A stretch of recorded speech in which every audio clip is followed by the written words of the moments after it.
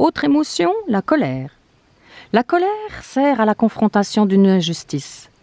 C'est aussi un ressenti normal lié à une frustration ou quand notre territoire a été envahi. C'est une protestation contre ce que nous ne pouvons pas tolérer. Elle permet de défendre son territoire, ses valeurs, son intégrité par l'affirmation de soi face à l'autre. Elle précise les limites à ne pas dépasser. Et il y a violence quand il y a eu accumulation de colère non exprimée.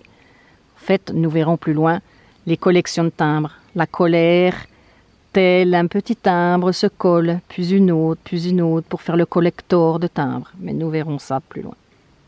En fait, la colère se déclenche, donc on l'a dit, comme en cas de frustration, de blessure ou quand un dommage a été causé.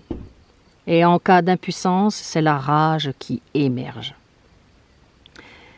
En fait, la fonction de la colère, elle est surtout essentiellement dans restaurer son intégrité, poser, établir des limites, réparer la relation, rétablir l'harmonie relationnelle. Elle a pour vocation de libérer les tensions accumulées. Il s'agit d'apprendre en fait à exprimer sa colère sans violence, en exprimant de façon précise ce qui l'anime avec la formulation appropriée du style. Chacun y trouvera sa propre formule, mais si déjà on commence par « je », qu'est-ce qui se passe pour nous?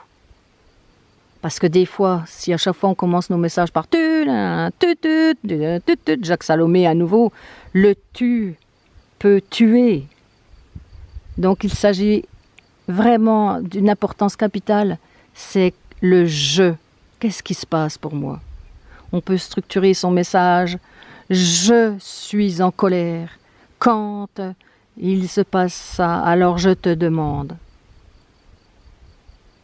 En fait, l'expression, elle nous appartient.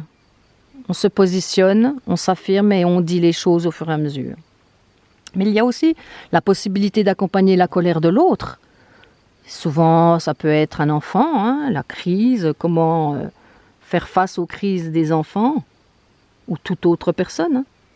C'est tout au départ, c'est écouter le besoin de la personne sans chercher à le calmer.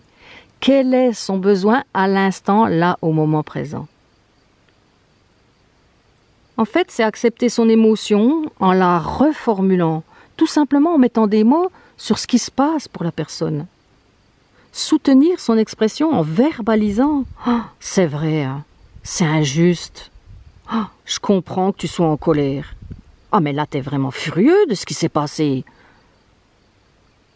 C'est vrai que c'est l'injustice, la violation du territoire qui engendre ces états émotionnels de colère. Et bien souvent, quand la colère n'a pas pu s'exprimer, elle s'imprime, puis c'est souvent qu'il se situe au niveau du foie. Et donc, il est nécessaire d'apporter une énergie de changement.